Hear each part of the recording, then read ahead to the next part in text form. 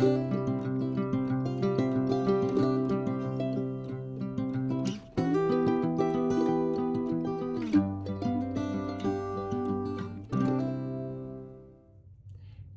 and welcome to the Knit Kind podcast. My name is Erika, and I design knitting patterns under the name Grapefruit Gardenia, and I host this podcast or vlog here on YouTube. It's been hard to start this video. I've started so many times, I'm just going with this one. It's going to be go with the flow.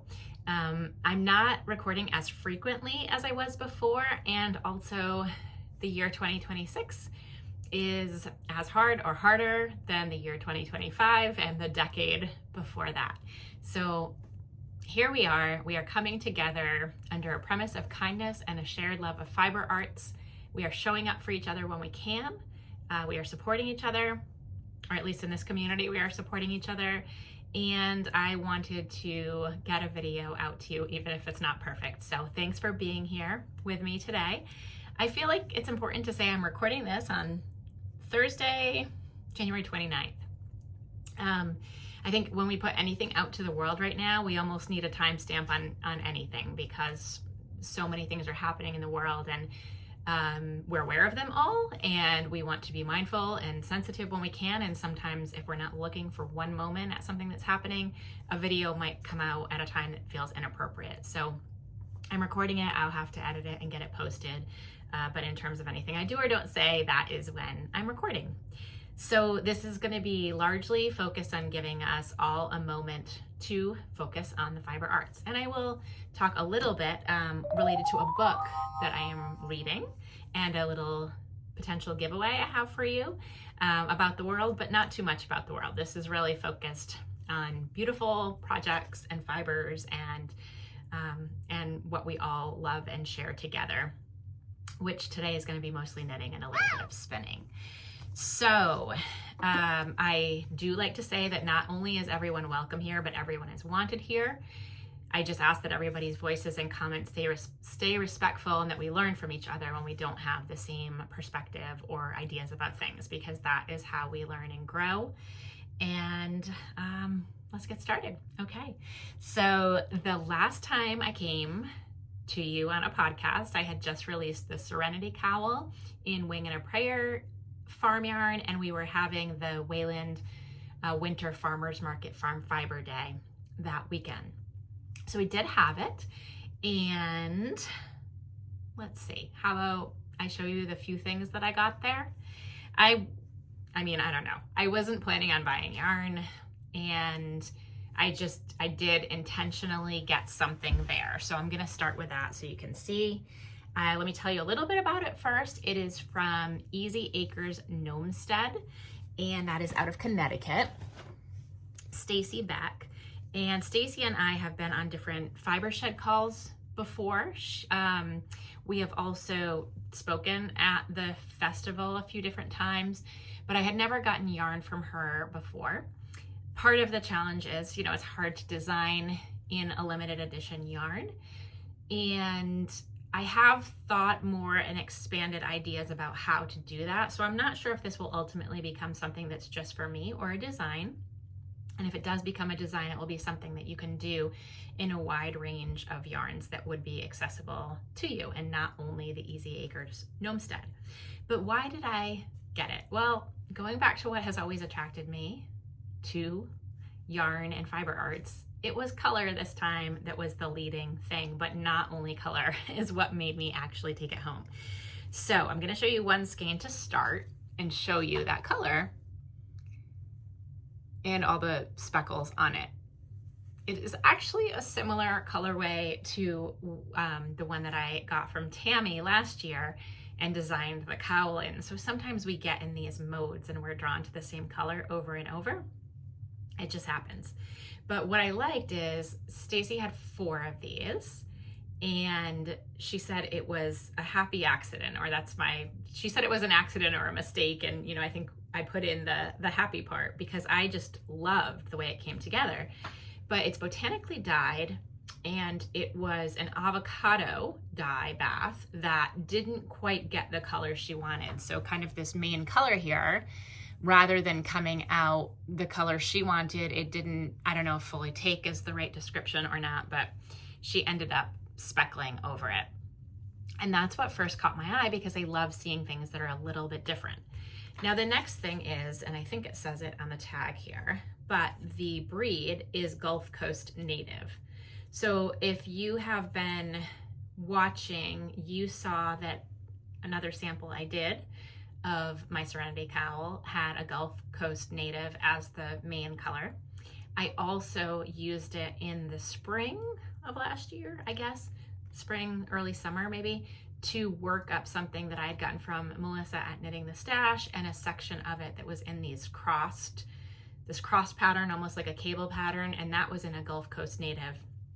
And I'm also in sort of this breed moment where it's fun to explore a few different examples of yarn from the same breed that are not from the exact same producer. So that has been interesting to me. It's also a rare breed, and part of this one says Gulf Coast Native Sheep and Fiber, the Shave 'em to Save 'em program. So this has a tag that says from the two fiber sheds, Fiber Shed of Connecticut and Fiber Shed of Southeastern New England, which is the one that I'm a member of, and this breed, and Botanical Dyeing. So I am sort of having a moment where this is the space that I'm in. And so I did get the 4 skeins of this from Stacy. And then I looked around and I wasn't going to get any other yarn for the day, so I decided that I would get some colors to go with this. So, all botanically dyed. I'm going to hold up the bags and see if that's enough, but I can take them out if not. I have this palette to go with the one with the speckles.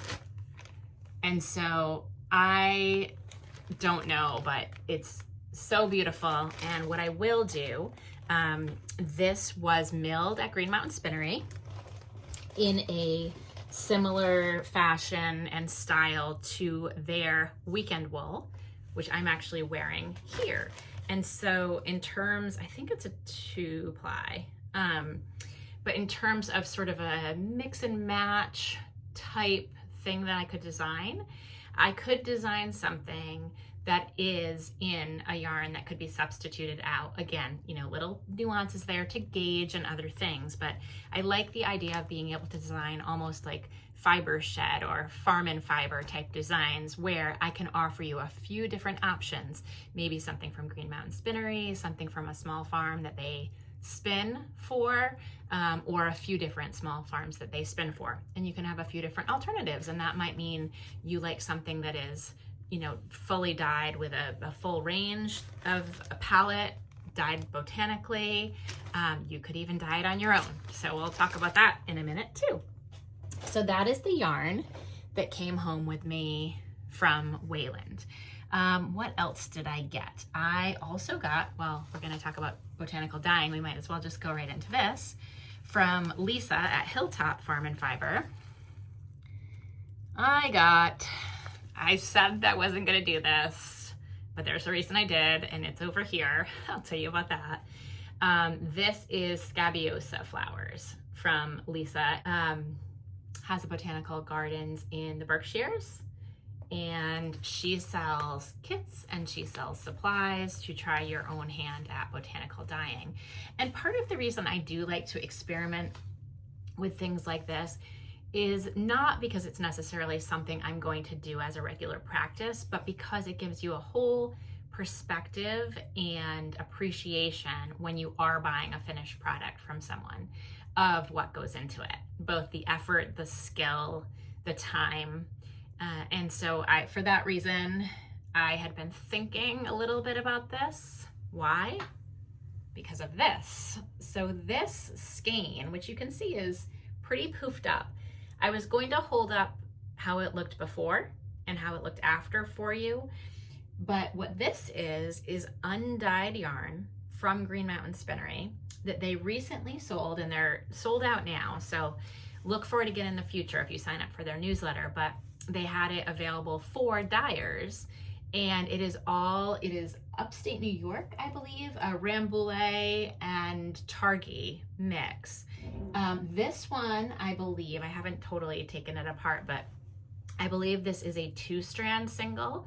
So like we've talked a little bit before about the 3-strand singles that are the mountain mohair, this is a 2-strand single from what I can tell, and it's unwashed. So when I first got it, I have this box of a certain number of skeins, and I'm not positive if I'm going to dye them all, if they're going to be botanical or not botanical or natural, what combination, but I wanted to wash one, which is what you have to do.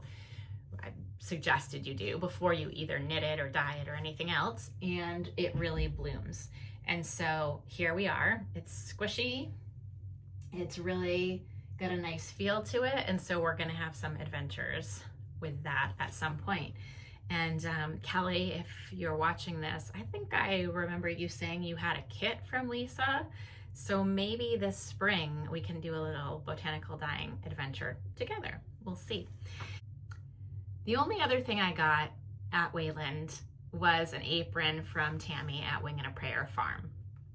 I had the idea of an apron on my list this fall when I went to the festivals as something I thought maybe I wanted to get one of. I was going to look this fall and I never did. And Tammy had one that was dyed just my shade of like that salmony corally pink. And so I had to come home with that. So I'll insert a picture, but if you're ever not in the market for yarn, but you're in the market for an apron, check hers out. She usually has a couple at the shows.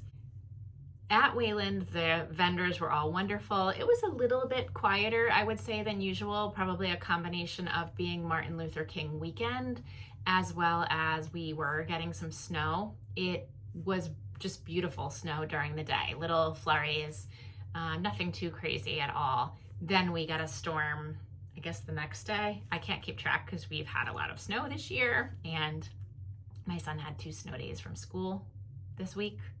And it's Thursday, and I don't know what day it is or anything else. So I think that's probably why it was a little bit quieter. It's hard to know. There's obviously a lot going on and a lot of factors in the world. But it was a beautiful show, and the vendors who were there, it was nice from a perspective of attending the show, it was nice to be able to spend some extra time talking to people and getting to know people, even if you weren't buying from them. So appreciated all of the conversations we had, and I do hope the vendors had a good day. And don't forget that there will be another day in Wayland in March. It won't be all the same vendors, but a core group of them will be the same, and then there will be some different ones there as well. So March 8th will be the next show if you missed this one, and hopefully we'll get to see you there. I will be tabling at the March one with the Fiber Shed, and we'll be talking about the Rhinebeck Sweaters for Good project. Hudson Valley Textile Project will join us, and so if you'd like to learn more about that initiative, and especially if you're watching my vlog with Kelly, which check this out, we're going to talk about this in a second too, you'll be able to come by, see us, learn more, take the pledge if you haven't already, ask questions, and see some examples of some of the farm yarns that are available at the Wayland show and other local shows, or that you can order beyond that so that you can knit a Rhinebeck sweater for good with us. On that note, Lisa from Bloom Woolens, also out in Western Mass, had a beautiful range, as she always does, of yarn, local yarn at the show, and she had up signage for the project, for the Rhinebeck Sweaters for Good project. Please keep in mind, it's really Sweaters for Good. It is something that we activated around locally for us around this fiber show, and Hudson Valley Textile Project launched it at Rhinebeck, but it is really an initiative that goes much beyond just going to Rhinebeck with one of these sweaters. Lastly, I want to say it was so fun to see so many familiar faces at the show.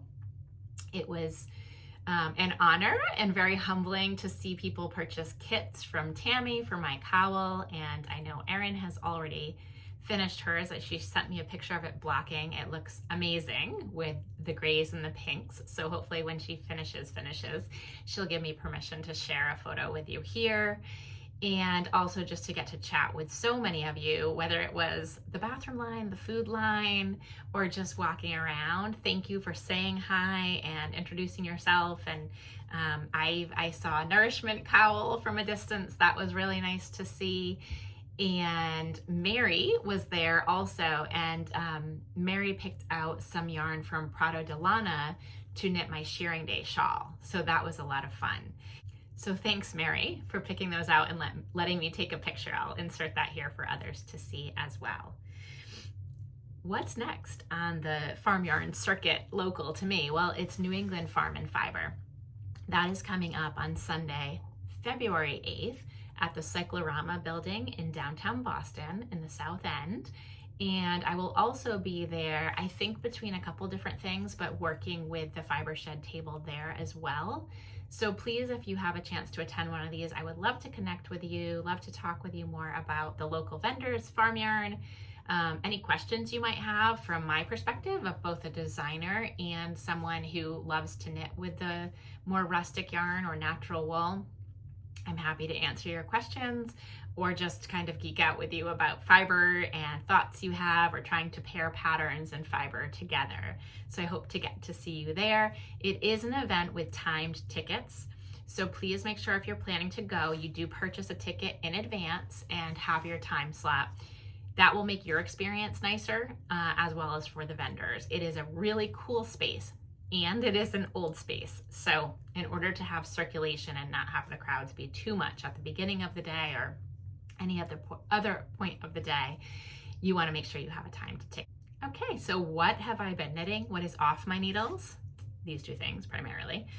What is on my needles and what have I been spinning? Well, I'm gonna only talk real briefly about this. And if Kelly and I can get an episode out sooner, I'll talk more about it there, and if not, I'll come back on here and talk about it. But this is my first sweater, which you can see it's done, it's blocked, the ends haven't been cut. They have been woven in, but I don't cut them until after I block it, so that if it needs a little extra, I can do that. This is the Kaleidoscope sweater by Felipa Carneiro.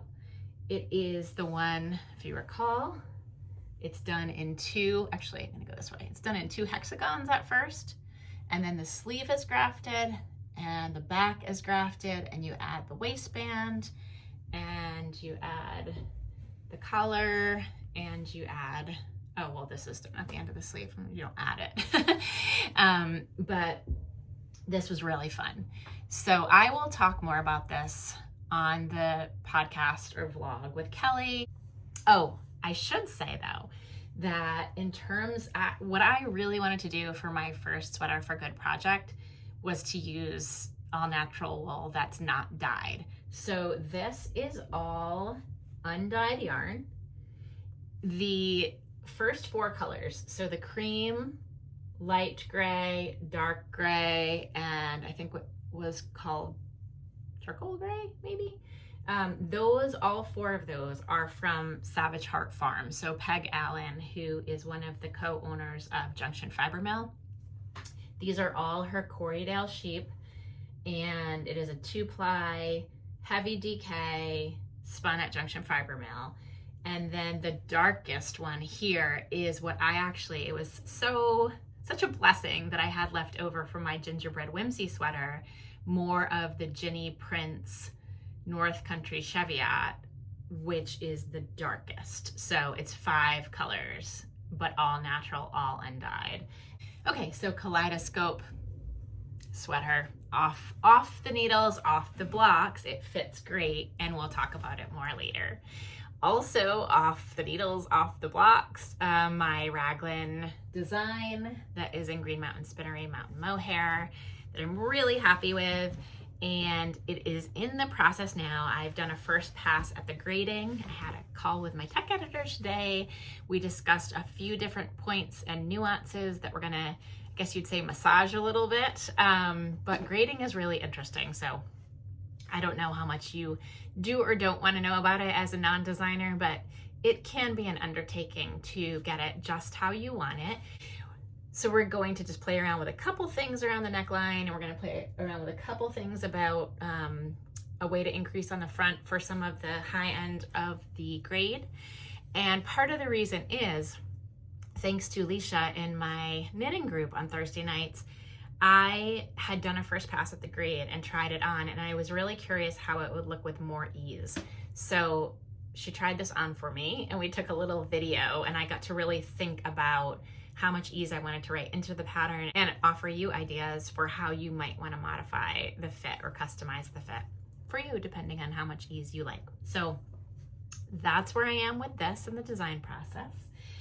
And I have one more thing. Well, it's not really finished. It's technically a work in progress, but it's halfway finished. And that is this spin. You can see the luster if I hold it. Oh yeah, there you go. Okay. So this is some, it is 50% baby camel and 50% silk. In the colorway was called, or is called, Rose Garden. It is 5.3 ounces. I have half of it on this bobbin, and I have half of it left to spin from Port Fiber. So it's a luxury fiber. I'm gonna hold it close, but you won't be able to see it, I don't think, the color as well. But I had been waiting to spin it for any number of reasons, mostly because I don't spin consistently enough to feel like I'm in the groove to do what was kind of a luxury fiber or splurge fiber that I bought. And I finally decided that the way the world is, I was gonna do it now, because now or never for some things, I think.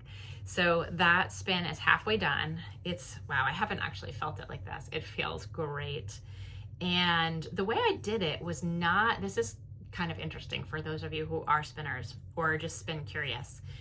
I did not decide to spin this like a fractal. So a fractal, what you would do is when you have your braid, you would divide it in two, and then you'd hold one side, and the next side you divide in two again, and then you'd put them end to end.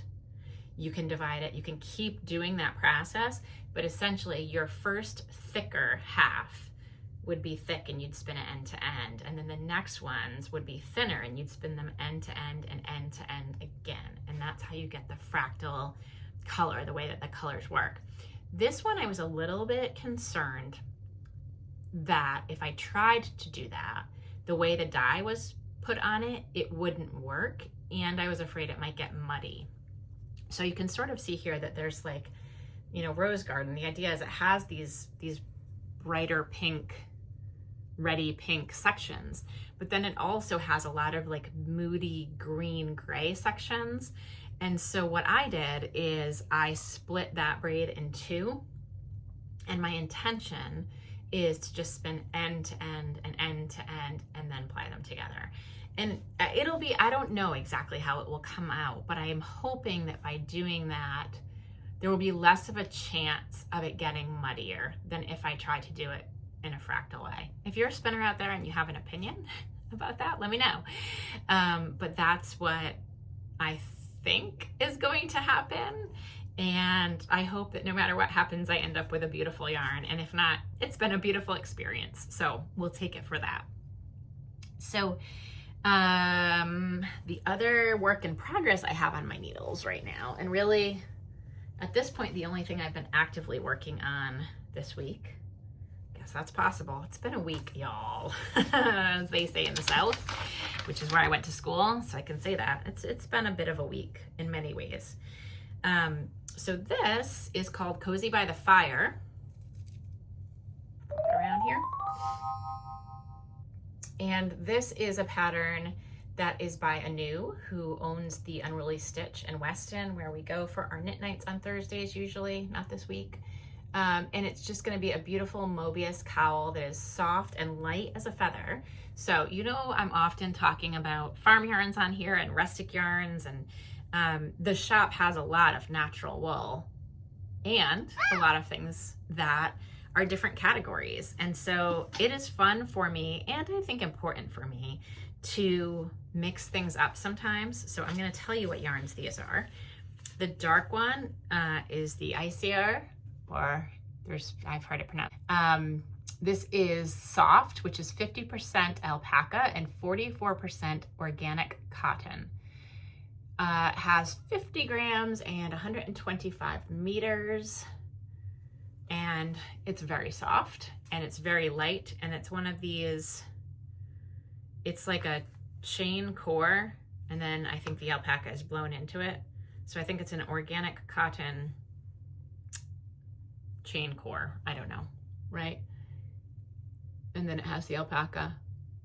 And it's just this really, I do like this color. It's sort of like an ashy color where it's a little bit like black gray and a little bit like brown gray, and it's mixed together.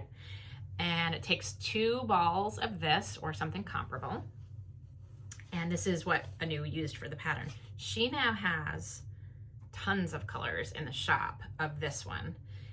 She had a few of them originally, and this was the one that caught my eye. And now she's gotten so many more in that, oh my goodness, it's probably good I didn't have that many choices, because I don't think I can deal with that many choices right now. This is the Fairy Floss, and it's Fairy Floss by Juniper Moon Farm. Air spun baby alpaca and extra fine wool blend. So it's 73% extra fine wool, 15% baby alpaca, and 12% polyamide. And the polyamide, again, would be the structure holding it together. So it is a color changing yarn. This one, I would say, has fewer colors. It has like a bright pink, there's an orange or a reddy orange in there, and then there's this purple, which I haven't gotten to yet. So the pattern takes 1 of these, 2 of these, or something comparable, and then it is just a you don't have to carry a pattern with you once you get it cast on. Provisional cast on. I did mine on a 2nd needle. I really love, I think Laura Nelkin was the first person I saw do it on the barber cord, but a lot of people do different tutorials doing it either on just a 2nd cord, a 2nd needle, a barber cord, or cord stitch saver, stitch holder. And then when you do it this way, you just have to pay attention because you probably need 1 fewer row than if you do a provisional cast on, like a crochet provisional cast on. So if you're doing the crochet one, you're gonna rip it out afterwards. This one you're not gonna rip out. This is actually right on here that you're going to use. And so, I don't know if that makes sense to you, but it will if you do the pattern. And honestly, if you have 1 extra or fewer rows, it's not gonna make or break this pattern either. Sometimes if you're doing like an all over color work, you have to be really careful of that if you want it to come out right at the place that you graft it. So at the end, you can either just graft it, you can put the Mobius twist in it and then graft it, which is probably what I will do. And it's just lightweight, but super warm. And I don't know if I'll finish in time for, I probably will, well, who knows? It depends what else I have going on. But it's a little bit of a Valentine's gift to one's self, especially in these colors. So that's the Cozy by the Fire cowl. And jump along with us. We have a little make-along, a little informal make-along going on over at Unruly Stitch right now with this pattern. A number of us cast it on, which I have to think means that we were attracted to it and wanted to participate in the community that Anu has built over the past couple of years. So what else have I been doing? Well, I gave one of my sweaters a snow bath. I wanted to try it. It was a little late to the party. I did it a day late, but verdict's out, I guess. I don't know if it really made it smell any better. It didn't smell too bad to start with, so I'm not sure, but I wanted to get in on the fun and at least try that, and I could literally throw it out my back door, pop it down, flip it over, and bring it in. So I got 1 little snow bath in. I'll insert a picture of it so you can see. And then I got to finish a couple of books. So I had mentioned to you Good Dirt. I finished Good Dirt, and it got really, like at the beginning I was saying I liked it, but I wasn't totally sure. In the middle, I thought it got really good and interesting to listen to. This is like so not a detailed review of it, but it was a story about people and objects, and actually it was really interesting to me the way that the objects came in, because it was talking about pottery that was made by people who were enslaved. And I used to work at the Museum of Fine Arts, and they actually have a pot by Dave the Potter, and had something about that recently in an exhibition and met with descendants. And so it was interesting that that was part of this story, and I think I picked it because there was also a connection to Martha's Vineyard. but I liked that it was a fictional story that was entertaining to listen to, but also had deeper stories or stories of interest about the history of our country, race history, race relations, present day. It had a mystery to it. There was a tragedy to it. And then it got, for me, I don't know, I think right now it's hard to have these long attention spans. So it got to the point where I was like, all right, fast forward already. What's this big mystery? Part of the mystery is what it said on the bottom of this pot that they had in the family. So I got to that point, I just wanted to kind of, let's go. But I listened to it, and the only thing I have to say in the end is that it left me, which I guess is good, it left me wanting a little bit more of the end of the story than it gave. And I do like sometimes when things are a little bit open-ended instead of all buttoned up. I don't know, maybe it leaves the door open for a sequel, maybe not. But I would say it was worth listening to, entertaining, and a combination of, joy, tragedy, history, entertainment, a little bit of romance, I guess. Yeah. So good dirt. I would recommend that if you're looking for something to read or listen to. I listened to the audiobook. And then I have been reading, and if I didn't show this at the beginning, I might pop back, put a little segment at the beginning and come back here. But Let's Move the Needle, and that's by Shannon Downey. And if you don't know of Shannon and you're interested in craftivism, then definitely check her out. You probably are familiar with her projects and you don't even know it. So I think it was Marina who had initially flagged this for me. So not only did I order one for myself, but I ordered a second one, and I wasn't sure if I was going to gift it to a friend or do a giveaway. I think given the state of the world and the fact that what I would like to promote is that the idea of craftivism is not one size fits all. That I think this book, you can see how far I've made it. I'm about halfway, and I've kind of browsed the end of it, but I didn't want to just read through because a lot of the meaty thinking about what you might want to do yourself is at the beginning. So I skimmed a little bit of the end and then put my marker in here. But what is important is that it's not one size fits all, and that it takes all of us to really move the needle. And so Shannon even talks about some of the causes that she works on, and how within the same cause, you can have people trying to accomplish the same thing in a different way and with different messaging. And you can disagree about the messaging, but keep the eyes, to reference an actual documentary piece, keep the eyes on the prize, because if you want the same thing in the end, find ways to coexist, to work together, to disagree while you're still moving things forward about how you're doing it, but still do it. And I think, I don't want to say a lot about things right now. There's a lot of contention about the ways different people are doing activism and craftivism, and it's all valid. And I would still like to say the more we can do to move the needle, literally, the better in the end for what we all want to accomplish. So with my extra copy, I wanted to do a giveaway. And what we'll do is, if you're interested in that, one, I'm only going to mail it to the United States. If there's a digital one available that I can send beyond that, I could do that, but I don't think there is. So please just understand that right now I can't take on the cost of mailing something outside of the United States.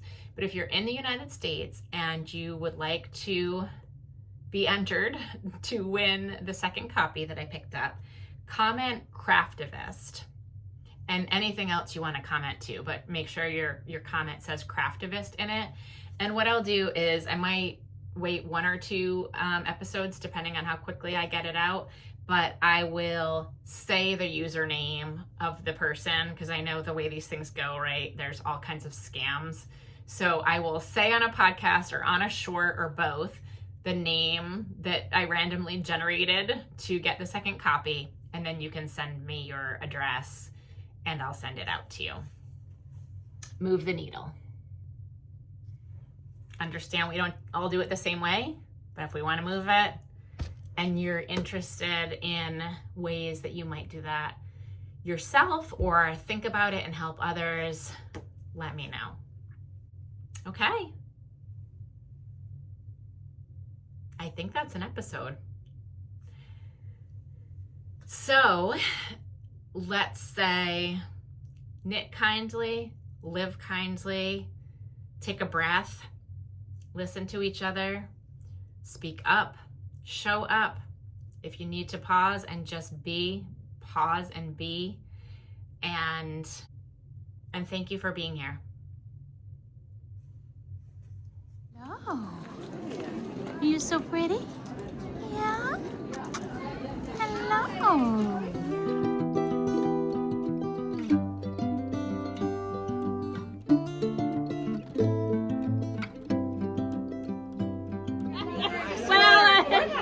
The halibut got me. Yeah, and it's got a little sparkle in the water. Fresh halibut. Yes, they're fresh.